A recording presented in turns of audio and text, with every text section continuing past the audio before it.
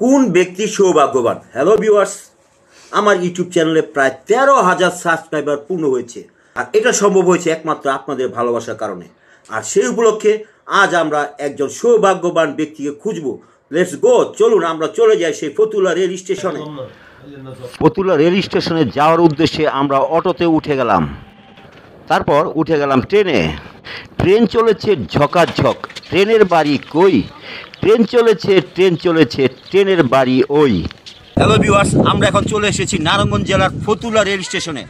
তো এমন একজন ব্যক্তিকে আমরা খুঁজছি যিনি দিন আনে দিন খায়, কায়িক পরিশ্রম করে, যিনি তার ভাগ্যকে পরিবর্তন করার জন্য সংগ্রাম করছেন। তা আমরা এখানে খুঁজে পেয়েছি। ওই যে দেখা যায় একজন লোক পুরি বিক্রি করতেছে। আমরা তার কাছে যাব, তার ভাগ্যে কি আছে সেই ভাগ্যটা আমরা এখন পরীক্ষা করব। Let's go. দাদা, আপনার নাম কি? মোহাম্মদ সুমন। ওনার নাম মোহাম্মদ সুমন। আপনি এই কাজ কয় বছর ধরে করেন? 20-25 বছর। প্রায় 20-25 বছর যাবৎ উনি এই কাজ করতেছেন। আপনার ছেলে মেয়ে কজন? দুইজন, এক ছেলে এক মেয়ে। ওনার এক ছেলে আর এক মেয়ে। তো লাভ হয় ডেলি? এই 300 টাকা। আমি ওনাকে প্রশ্ন করেছিলাম ওনার ডেলি কতটা লাভ হয়। উনি বললো ডেলি 300-400 টাকা লাভ হয়। তো হ্যালো ভিউয়ার্স, আমার ইউটিউব চ্যানেলে প্রায় 13,000 সাবস্ক্রাইব পূর্ণ হয়েছে। তো আমাদের একটা উদ্দেশ্য ছিল যে 13,000 সাবস্ক্রাইবার পূর্ণ হওয়ার জন্য আমরা যে ব্যক্তি ডেলি কায়িক শ্রম দেয়, যিনি প্রতিদিন দিন আনে দিন খায়, এমন কিছু ব্যক্তির সৌভাগ্য আজকে আমরা যাচাই করব। তো আমরা ওনাকে পেয়েছি আজকে, ওনার সৌভাগ্য আমরা যাচাই করব। তো উনি এই নাম কি দাদা?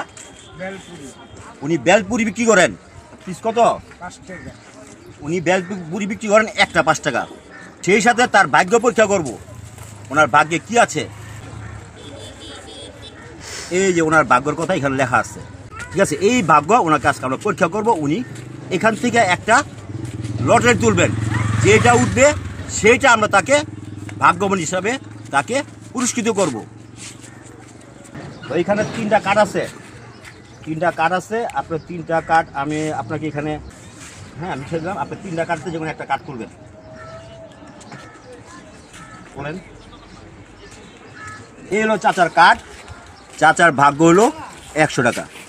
আর বাকি 2টা কার্ডে কত ছিল সেটা আপনাদেরকে দেখাইছি। ওনার ভাগ্যে ছিল এই 100 টাকা। উনি কিন্তু 200 টাকা আর 300 টাকা, এটা কিন্তু এই টোকেনটা উনি তুলতে পারেন নাই। তখন চাচাকে আমরা জিজ্ঞেস করবো তার মনের ভাবটা কীরকম, তার ভিতরে প্রতিক্রিয়া কীরকম, তার অনুভব কীরকম। কাকা, আপনার তো আগে দেখায় নাই, আরো ছিল 300 টাকা, আরো ছিল 200 টাকা, তাই না? আপনাদের 200-300 তুলতে পারলেন না। আর আপনার মনের প্রতিক্রিয়াটা কি? আপনি কি মনে করেন? যেটা ভাগ্য ছিল ওইটাই হচ্ছে।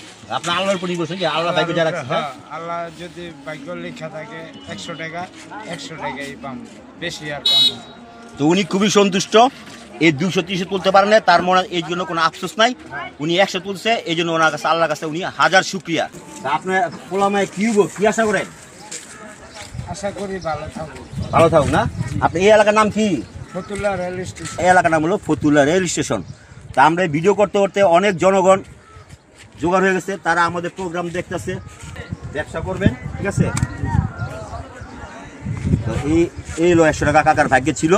এই 100 টাকা, এই কাকা এই নেন 100 টাকা। ওকে দেখাইছি ওনার সৌভাগ্য, উনি 100 টাকা। তো সবাই একটা হাততালি দেন, সবাই একটা। আজকে এই পর্যন্তই, খোদা হাফেজ।